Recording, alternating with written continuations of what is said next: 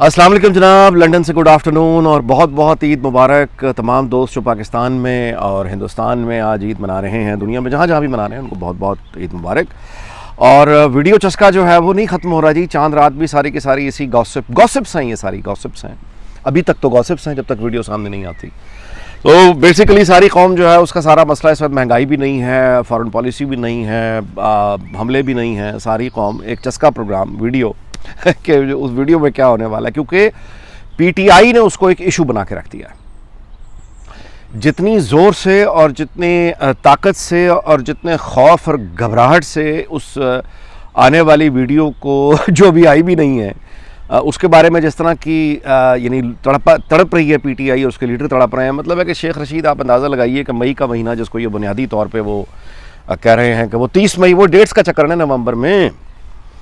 तो इनका वही है कि हम यानी एक खूनी वार से मतलब पागल हो चुके हैं। दूसरी तरफ से वीडियो से ये डर रहे हैं। अच्छा, अब मैं वीडियो की, जहाँ आजकल हमारी बड़ी वीडियो चस्का प्रोग्राम चल रहा है उसके बारे में गॉसिप्स हैं।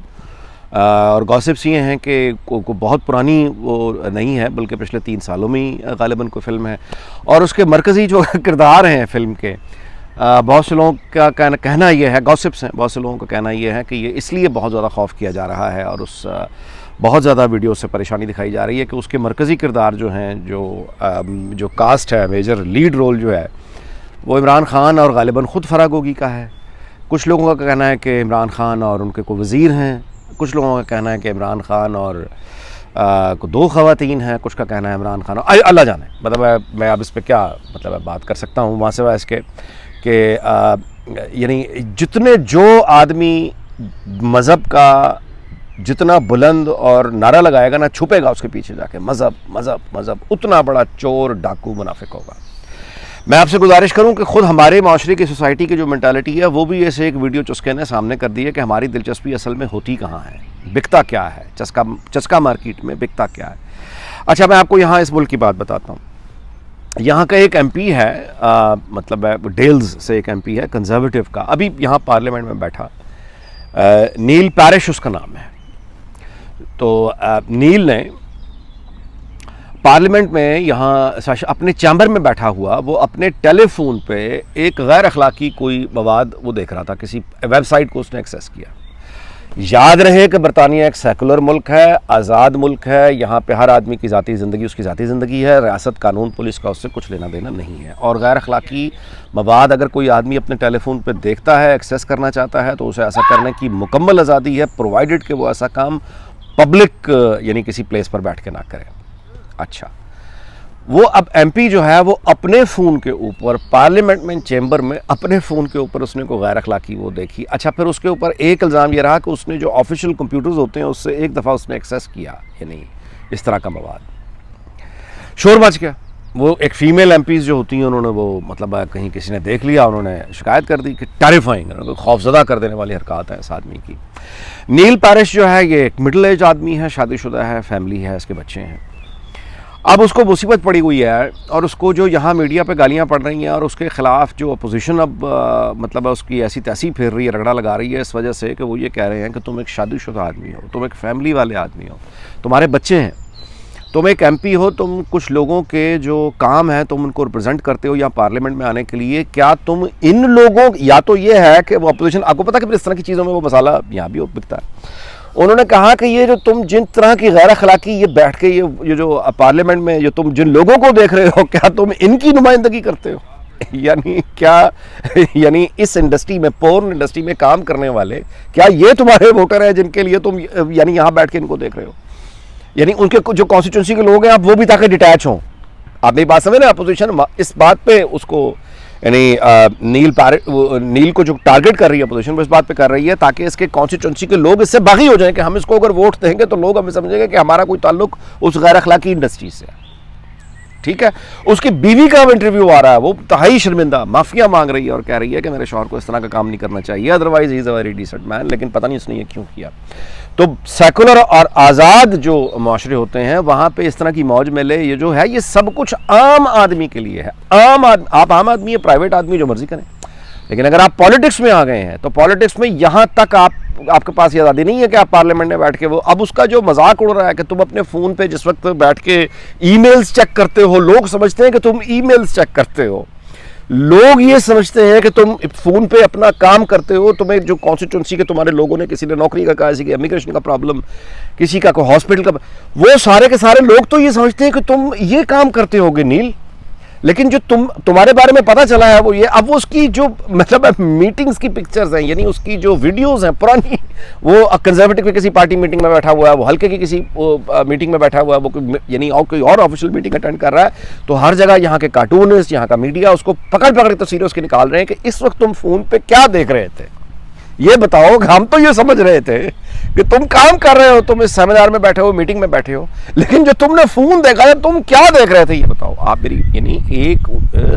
यानी उसकी ऐसी तैसी फिर गई है, अब उस पता नहीं उसने, अब अपोजिशन ये कह रही है कि उसको रिजाइन, प्राइम मिनिस्टर तक को इन्वॉल्व करेंगे, उसको रिजाइन हो ना हो, लेकिन हर एमपी को जो यहाँ पार्लियामेंट में लोगों का नुमाइंदा है, उसकी ऐसी की तैसी फिर गई और उसको समझ आ गई कि ये काम मैं पार्लियामेंट में क्या, मतलब अपने फ़ोन पे पब्लिक प्लेस में, अब उसको समझ आ गई है कि ये आज़ादी है, याशी उसके लिए नहीं है, जो कि एक आम आदमी का हक है, उसका नहीं है, क्योंकि उसने लोगों की नुमाइंदगी करनी है। ये मैंने आपको एक फ़र्क बता दिया, दो वाक़यात बता के, कि अखलाकी जो माशरे जहाँ पे हर वक्त अखलाक का नारा लगाया जाता है सिर्फ, और मज़हब का नारा लगाया जाता है सिर्फ, और फ़ख्र किया जाता है कि मज़हब के नाम पे रियासत है, रियासत के नाम पे मज़हब है, और हम तो इस्लामिक स्टेट हैं, हमने तो कभी सेकुलर नहीं होना, उनकी हकीकत क्या होती है? इमरान खान, वीडियो चस्का, फरार गोगी, बुशरा, मतलब ये सारे किरदार, ये जुल्फ़ी बुखारी, इन सारे किरदारों के यानी वो इकट्ठे कर लेना, ये मुनाफ़कत का हमारा चेहरा है।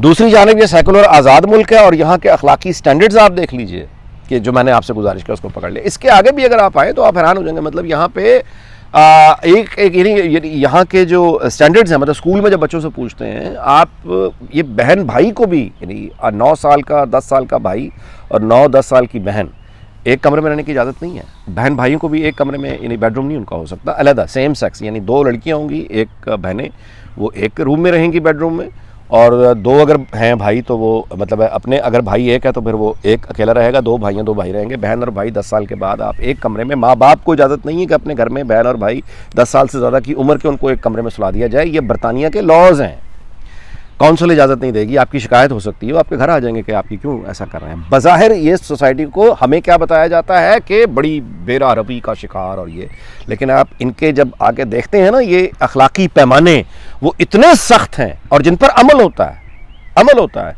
देखिए ये कोई मजाक नहीं होता कि एक आज़ाद माशरे में, ईद है ना, अगर मसली गपशप कर रहा हूँ, एक आज़ाद माशरे में जब आप देखते हैं कि ख़वातीन लड़कियाँ 24 घंटे में किसी भी वक्त अपनी मर्ज़ी का लिबास पहन के जब वो सड़कों पे जा रही होती हैं, किसी की मजाल नहीं होती कि उनको उनसे बदतमीज़ी कर जाए। उसकी वजह क्या है?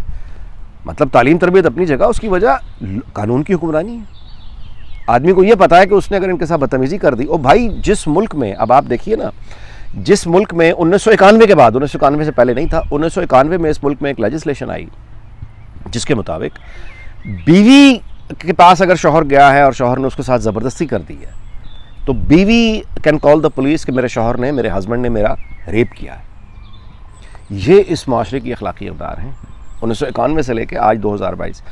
कोई किसी भी घर में कोई भी औरत अगर उसका यानी शौहर ने ज़्यादती कर दी है तो बीवी can call the police 24 hours a day, किसी भी वक्त कर सकती है, और वो ये मतलब बता सकती है पुलिस को कि मेरे शौहर ने रात को या थोड़ी देर पहले जब भी उसने मेरा रेप किया, मेरा कंसेंट नहीं था, मैंने उससे कहा कि नहीं, नो, और उसने मेरा ज़बरदस्ती मेरे साथ किया है। पुलिस आके, शौहर का फिर कुछ नहीं पता, वो आके फिर घर से ले जाएगी और पाबंदी लगा देगी कि आपने इस घर के इतने मीटर के करीब भी नहीं आना, कतई नज़र इसके कि घर वो शौहर का था, बीवी का था, मुश्तरका था, क्या था, वो छत बीवी की है, बच्चों की है। आदमी को कहेंगे kick out, you go out, निकलो यहाँ से, ठीक है। तो बेसिकली इतने हकूक़ हैं यहाँ औरतों के, इतने हकूक़ हैं यहाँ बच्चों के, इतने हकूक़ हैं यहाँ अक़लियतों के। आप मेरी बात समझ रहे हैं? तो ये है वो सारे के सारे निज़ाम जो सेकुलर और इंसानी माशरों में, जब मैं आपको उसकी मिसालें दे रहा हूँ, हमारी तरफ होती है, लेकिन क्या वीडियो चस्का। शेख रशीद साहब कह रहे हैं जी कि खून बह जाएगा, और मैं आपसे गुजारिश करूं कि इस बंदे को तो दिमागी इलाज के लिए फौरी तौर पे इसका इलाज कराना चाहिए बंद करके। और आखिरी बात मैं ये व्लॉग ख़त्म करने से पहले ये ज़रूर कहूँगा कि ARY ग्रुप ARY ग्रुप जो है, ये अब दोस्त भूल जाते हैं, ये जनरल मुशर्रफ जब पावर में आया था तो ये ज़्यादा पुरानी बात नहीं है। तो जो पाकिस्तान के टेस्ट 10 मोस्ट वांटेड ग्रुप्स थे ना, जिन लोगों ने फ्रॉड किया था रास्ते पाकिस्तान से, टैक्स का जो फ्रॉड, जो लूट और जो मचाई थी, डाकू, जो 10 बड़े डाकू थे 10 मोस्ट वांटेड, उसमें ARY ग्रुप शामिल था। वो ARY गोल्ड रेफरेंस था, जो कि जिसमें इन्होंने अरबों रुपए खाए थे। उसके बाद इन्होंने जब ये न्यूज़ चैनल शुरू किया तो ये जो फैमिली थी शुरू करने वाली, डाकू चोर, इन्होंने, वो ARY गोल्ड वाले, इन्होंने जब ये न्यूज़ चैनल शुरू किया तो इनकी पहली जो आप कहें ब्लैकमेलिंग का जो फ़ायदा इनको पहुंचा था वो पीछे चला गया। वो पहला NRO जो इन्होंने लिया वो ARY गोल्ड रेफरेंस था, वो पहला NRO था। बस वो दिन और आज का दिन इन लोगों ने मतलब कहते हैं बुराई को ना मारो, बुराई की जड़ को मारो। ये बुराई की जड़ है। ARY ग्रुप न्यूज़ चैनल में बुराई की जड़ है। इन लोगों ने वो कल्चर ये लेकर आए कि उसके बाद फिर पापड़ बेचने वाले, ये 92 घी बेचने वाले मुनाफिक, बहुत बड़े मुनाफिक लोग हैं ये। इनके बारे में भी एक गॉसिप में पढ़ रहा था कि पूरे रमज़ान में जिस शख्स से इमामत इसने करवाई है तरावियों की, 2000 रुपये दिया उसे, पूरे महीने का 2000 रुपये दिया उसे। ये मैं अभी गॉसिप कहीं सुन रहा था। तो ये बेसिकली ये है। अच्छा, अब इसमें बिलावल भुट्टो बहुत अच्छा किरदार अदा कर सकते हैं। बिलावल भुट्टो के हम जानते हैं कि आसिफ ज़रदारी के दुबई के जो रॉयल फैमिली है उनके साथ इनके बहुत अच्छे ताल्लुकात हैं, मियाँ बरादरान के भी अच्छे ताल्लुकात हैं, लेकिन ज़रदारी साहब के ज़रा ज़्यादा। तो बिलावल भुट्टो बतौर वज़ीर ख़ारजा, ये दुबई की हुक्मरान शाही जो ख़ानदान है वहाँ तो आमरीत है, और जो जस्टिस है वो बड़ा स्पीडी है। तो उनसे बात करके देखें, बरतानवी कोर्ट्स के फैसले पड़े हुए हैं, ये फैसले अटैच करके पाकिस्तान का वज़ीर ख़ारजा जिस वक्त दुबई के शाह को ये कहेगा, सुल्तान को, कि ये देखिए ये आपके यहाँ ग्रुप जो है ये एक स्मगलर ग्रुप है, क्रिमिनल ग्रुप है, ये बरतानिया में इनके ख़िलाफ़ अदालती फ़ैसले हैं, 1 नहीं है, 2 नहीं है, 3 नहीं है, 4 नहीं है, 5 नहीं है, 7 तो हैं ही हैं। ठीक हो गया। ये आप देखिए, इसको यहाँ से इसकी इन्वेस्टिगेशन कराएं, वाइंड अप कराएं। इस ग्रुप को जितनी जल्दी वाइंड अप किया जाएगा, इसको निशान इबरत बनाया जाएगा, तो ही बाकी आप कोई सज़ा जब तक नहीं होगी कानून की हुक्मरानी में, तब तक आप अखलाकियात में अपील्स नहीं कर सकते। अच्छा, अब ये जितने लोग इस वक्त खड़े हुए हैं ARY के ख़िलाफ़, मतलब है किसी कार्रवाई पे या झूठे मदारियों के ख़िलाफ़ जो कार्रवाई होने जा रही है, या उसकी आवाज़ भी उठती है, तो आप देखते हैं कि एक थरथली मचती है डाकुओं की, चोरों की। वो कराची से लेकर इस्लामाबाद तक, ये सारे वो हैं जिनकी रोटी झूठ पर चलती है। वो सारे आज़ादी सहाफ़त का नाम लेके खड़े होते हैं, और होंगे, आगे भी होंगे, और वो बुनियादी तौर पे ये कहेंगे कि नहीं जी ये तो आज़ादी सहाफ़त है, लोग बेरोज़गार हो जाएंगे। और भाई ARY टोटल जितनी उसमें ऑर्गेनाइजेशन में काम करते हैं, उन तमाम लोगों को खपत दे देना, उनको कोई, जब तक उनको कोई बंदोबस्त नहीं होता, ARY ग्रुप से ही जब आप रिकवरी करेंगे तो आप तमाम मुलाजमीन को 2 साल तक घर बिठा के खिलाएंगे। मेरी बात आप समझ रहे हैं? बंद करें इस ग्रुप को। और ये जो डकैत फैमिली है, डकैत फैमिली को जब आप रिकवर, जुर्माने भारी करके जब वो निकालेंगे, तो उसके तमाम जो ग्रुप के मुलाजमीन है, 2 साल तक आप उन्हें कहें कि हम आपको तनख्वाह दे रहे हैं जो आप ले रहे थे 2 साल के, 2 साल तक तो अपना इंतजाम करें ना कहीं और, रीजनेबल टाइम है। फिर कौन सा एहतजाज, कहाँ का एहतजाज? सो करने की नीयत होनी चाहिए, नीयत होनी चाहिए। अगर आपकी नीयत है कि प्रोपेगेंडा और झूठ को हमने खत्म करना है, तो ये सारे तरीके हजार मौजूद हैं। अगर नीयत ही मौजूद नहीं है कि हल्का सा थपकी दी, अरे नहीं डर गए, नहीं इनको हाथ लगाएंगे तो मीडिया, इनको हाथ लगाएंगे तो मीडिया, तो ये गलाजत नहीं खत्म होगी। और मैं आपसे गुजारिश करूं कि ये गलाजत हमेशा चलेगी भी नहीं, क्योंकि ये अगर हमेशा चलती रही, या तो ये हुकूमत बंद करेगी, या आने वाली करेगी, या उसके बाद कोई करेगा, क्योंकि अगर ये गलाजत चलती रही, ये लोग अफगानिस्तान बना देंगे। नहीं चल सकता ये फितरी माशरे के साथ इतना झूठ। वीलॉग बड़ा लंबा हो गया, इंशाल्लाह अगले वीलॉग में मुलाकात होगी। अल्लाह ताला पाकिस्तान को, उसके हमसायों को, पूरी दुनिया को शाद और आबाद रखे। फिर मुलाकात होगी, अपना ख्याल रखिएगा। अल्लाह हाफ़िज़।